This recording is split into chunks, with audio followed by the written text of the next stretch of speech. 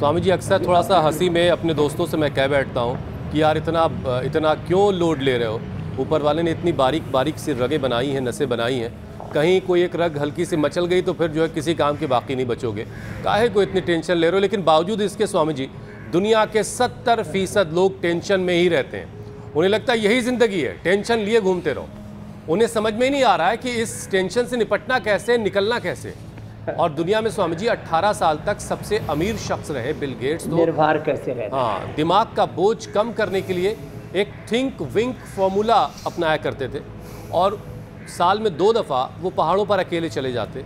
कोई फ़ोन साथ में नहीं होता, सिर्फ उनकी किताबें उनके साथ होती, कॉपी कलम उनके साथ होता, पढ़ते लिखते और सोचते रहते। तो स्वामी जी, ये जो उनका तरीक़ा था तनाव को कम करने का, टेंशन को घटाने का, अपने इंटेलिजेंस को और बढ़ाने का, ये फॉर्मूला क्या है और प्रैक्टिकली ये कैसे लोगों को फ़ायदा दे सकता है यौगिक जॉगिंग के साथ साथ? डिजिटल फास्टिंग हमारे यहाँ पर जो उपवास है ना, अब उपवास के 2 तरीके बता रहा हूँ मैं। एक तो आपने अन्न खाना छोड़ दिया, फलाहार किया, यह है फल उपवास।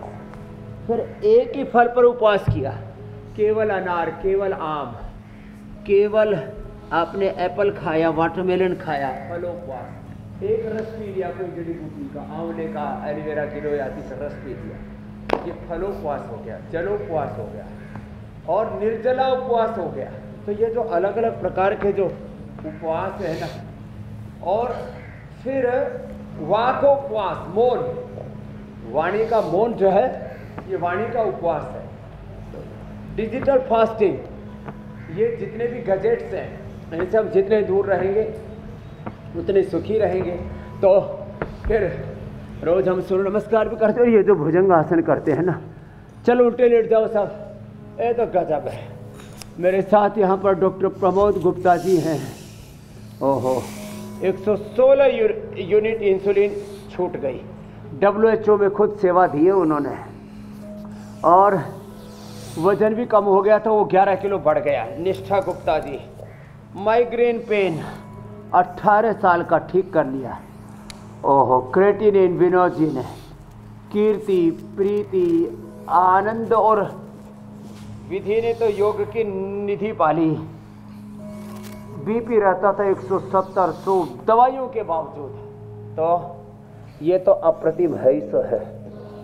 तो डिजिटल फास्टिंग, तो आहार का उपवास, फिर वाणी का उपवास, फिर ये तकनीकी तौर पर जो गजेट्स हैं, डिजिटल फास्टिंग, इंटरमिटेंट फास्टिंग, और इन सब के बीच में फिर एकांत, मौन। ये मौन भी जो है ना और एकांत, ये अपने आप हमें हमारी चेतना की गहराई तक लेके जाता है।